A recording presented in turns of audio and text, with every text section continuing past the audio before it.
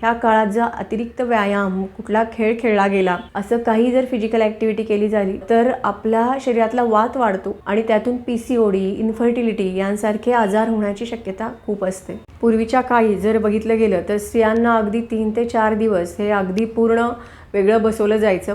त्यांना पूर्ण विश्रांती दिली जायची. खरं तर त्यामागे कुठल्याही प्रकारची अंधश्रद्धा नसून त्यामागे शास्त्रीय कारण नक्कीच आहे.